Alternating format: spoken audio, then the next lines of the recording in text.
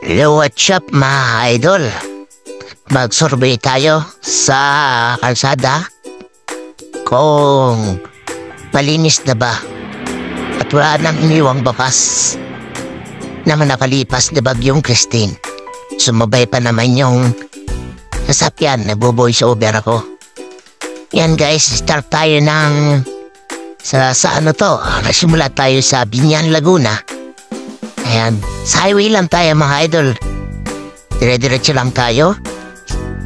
And hanggang ano yan, hanggang Kalawan, Laguna.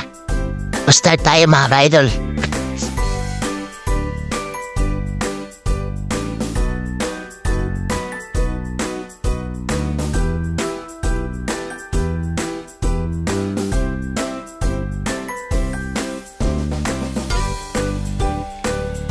Ayan, nasa Santa Rosa na tayo mga idol.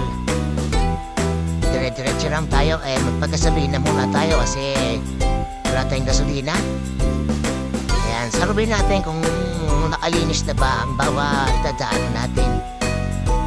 Kasi, syempre, marami pa tayong dadaanan dyan ng mga basura o mga putik-putik o ano.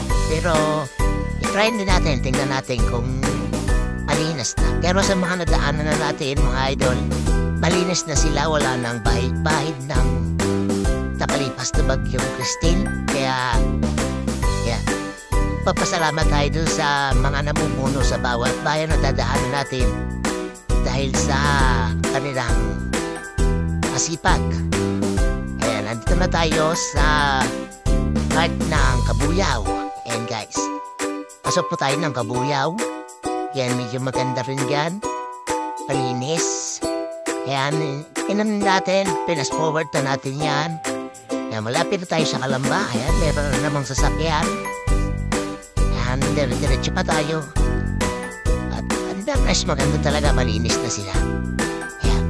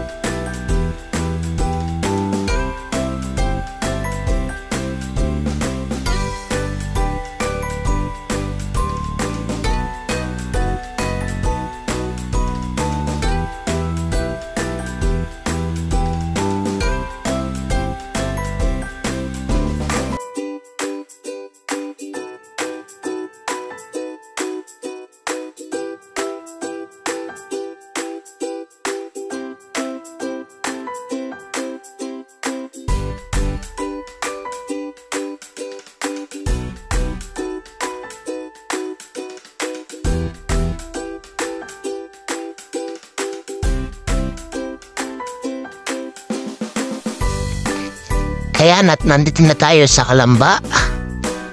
Ayan, mapapansin mo, maganda na rin.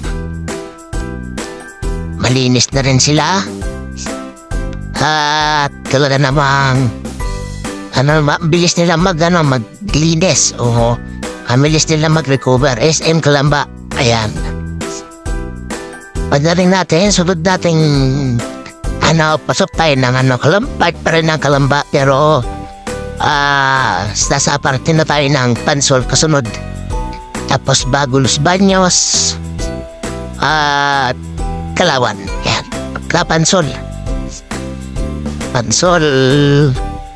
Ayan, part na to, part pa rin to ng Kalamba. Pero sa parting Pansol kasi guys, dito ko na experience. Ayan, pasok tayo ng medyo na sila dyan.